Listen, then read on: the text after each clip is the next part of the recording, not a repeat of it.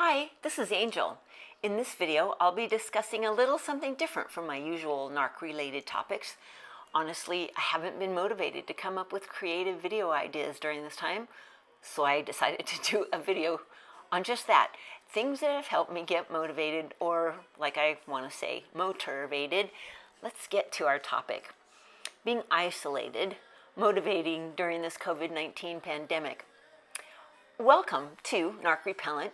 This channel is usually devoted to those seeking understanding, strategies, and support as they're recovering from narcissistic or toxic abuse. So this will be a little bit different. By the way, if you're not already a subscriber, I'd like to invite you to subscribe, share, like. Comments will be important today. I do have a good topic-related quote for the day. This comes from Plato, and for those of you whose high school education was a long time ago, you may not remember. He was a philosopher during the classical period in ancient Greece, and he is the one person who put together this first institution of higher learning in the Western world. I think this guy knew a few things about life. So this is his quote. "We can easily forgive a child who is afraid of the dark. The real tragedy of life is when men are afraid of the light." Kind of made me think about what we're dealing with in the world right now. Okay, my new friends, today's topic, getting yourself motivated when you're on isolation. First, what is isolation? I looked it up in Wikipedia, where I don't usually go for scholastic data, but for our purposes here, let's see what Wikipedia has to say about isolation. Quote, "Solitude is a state of seclusion or isolation, for example, a lack of contact with people." The lack of contact with people portion of that description is what I'm having trouble with. What about you guys? I'm such an extrovert that being around people is what gives me my energy. My sweet cousin and I discussed how she, as an introvert, is very happy and content alone in her home. Me, I'm totally isolated. It's hard.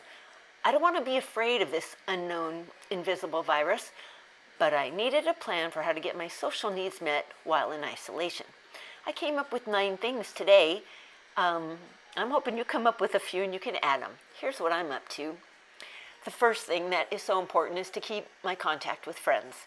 Although I was using Facebook or email or texting with friends, it just wasn't enough. I even got a snail mail that was a true gift the other day. Because everybody's pretty much stuck at home, we have lots of time. The days are very long when you don't have work or your usual social life. Since I was feeling kind of sad about not being able to get out, thankfully I'm a little bit of a hoarder, so I had everything I needed at home, I decided to challenge my Facebook friends. More of that coming. The second thing is about dancing.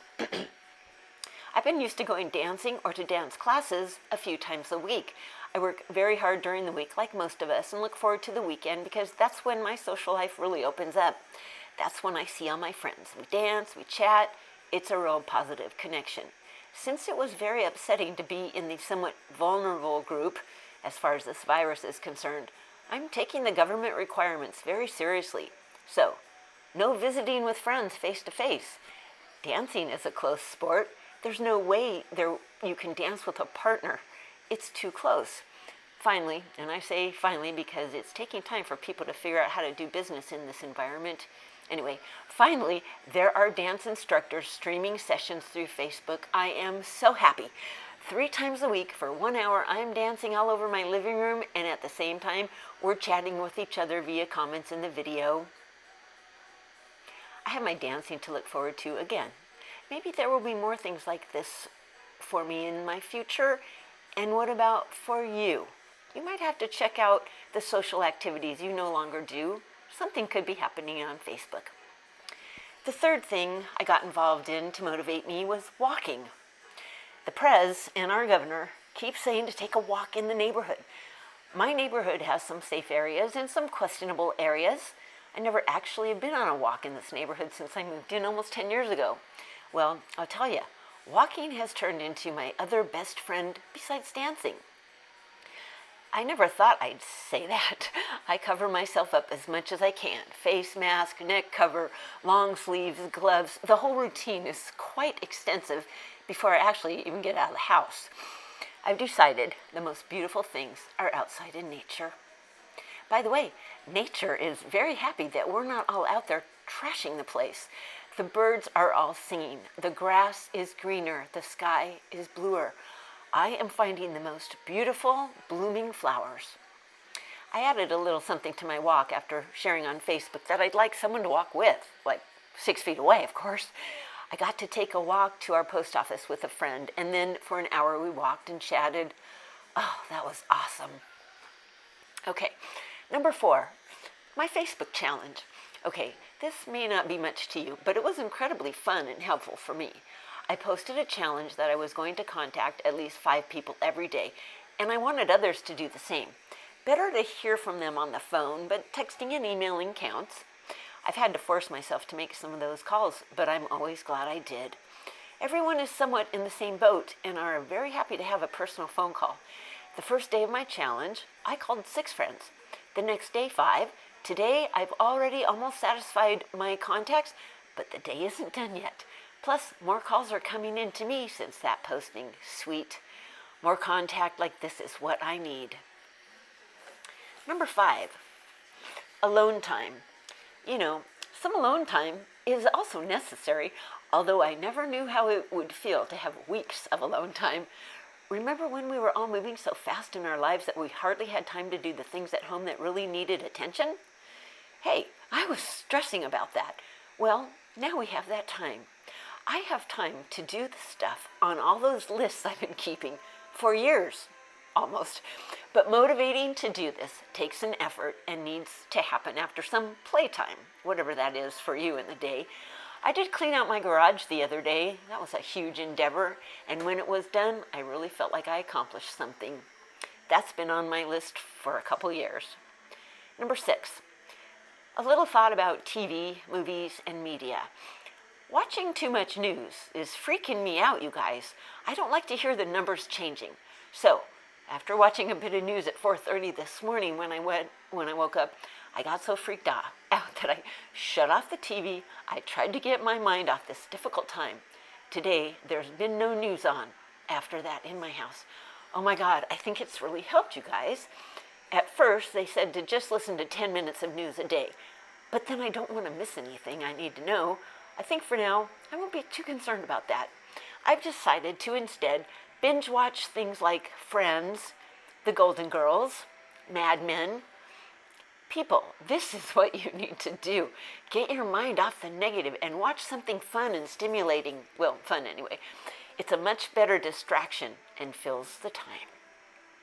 Number 7, journaling. Yes, I was writing in a diary when I was 11, I think.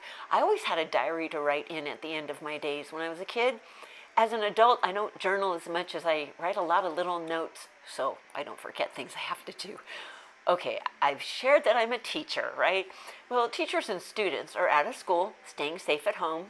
I have to come up with plans past this week. Since we sent them home on the 13th with 2 weeks worth of work to do, I decided that they needed to get back to reading and writing and history. So I created a journaling during this health crisis project. I shared with the kids that I'm doing it too. Hopefully that will help motivate them. When we all get back to school, I'd like to demonstrate how to make cool book covers like we used to do in school back in the 60s and 70s. I'm finding that keeping track of what I do each day and who I call is helpful. I'm also documenting the frustrations and new learning I accomplished for the day. I have about 25 questions for the kids to ponder and reflect on each day as they write their journal. I can't wait to see what they've done. Well, that will probably be through Zoom or some other platform that we get hooked up with next week. Number 8, reading. Do you have stacks of books you've purchased or been gifted with like me? There's been so much reading to get to. I thought I'd have to wait for my retirement. So while I'm on temporary retirement, I'm going to take advantage of getting to some of those books. I've already read 2. Of course, the stack I'm working through is all about narcissism. I wish kids would read more, but that's another topic. My last one, and also very important, is music. I almost forgot to add this, but as I was changing to a different station to listen to R&B, I remembered how important it is for me to listen to music I love. Doesn't music just make you feel good? Don't forget that this is a good alternative to other entertainment, and the music can be in the background as you do your other things. Well, that's about what I've come up with for today, our second week of isolation. I would really love for you to comment on what you've been motivated to do and how you are motivating yourself. I wish you all health, patience, strength, and love as you go about your daily lives. So take time today to respect, value, honor, and love yourself. Thank you so much for spending this time with me. Have a graceful day.